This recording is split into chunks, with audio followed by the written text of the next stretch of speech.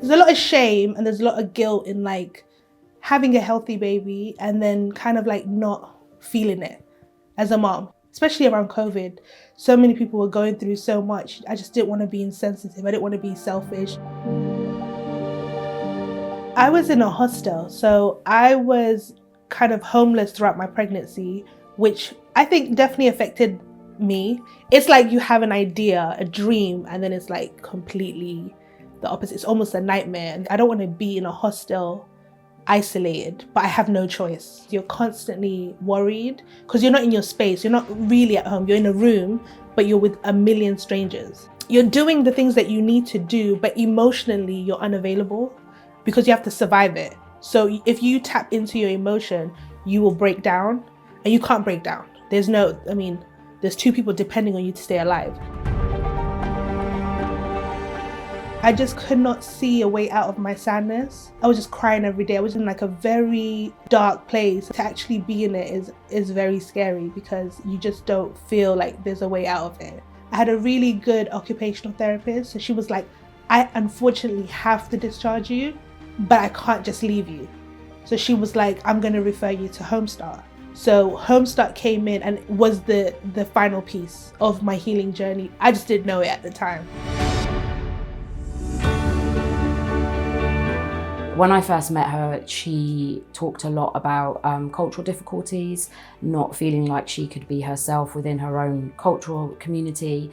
So I felt like it was really important if I could find a suitable volunteer of colour that had been through something similar or would understand the journey better and could help just kind of ease her out of that a little bit. And she had struggled herself with her own journey when she had children, so she kind of understood what that was like. She had now overcome all of her own difficulties and was ready to go back and help somebody else. The lady was like perfect. She brought somebody that was the eldest in their family, somebody who had kids, somebody who had been through housing, and I really was grateful for that because it's a vulnerable time to share your experiences, but it's really nice when you like meet a kindred spirit.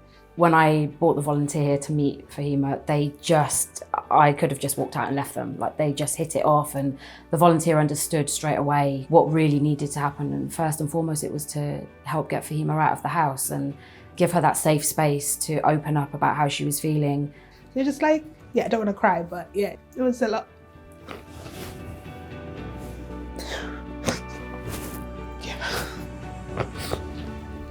She was like a friend that I could be completely honest with. You know?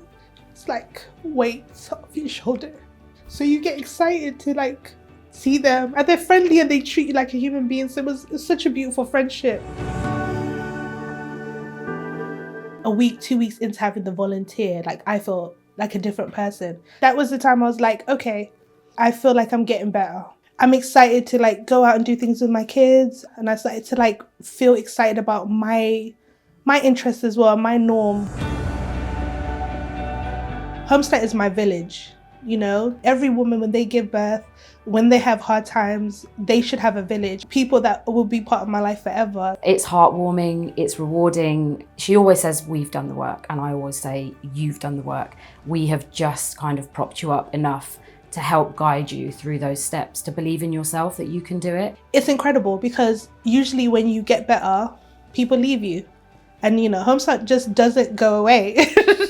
And that is the best part about Homestart, yeah. They're just family. We are a lifeline, and we are told that all the time. So it really goes to show that just having that little bit of support up close or from a distance, it really, really does help turn lives around.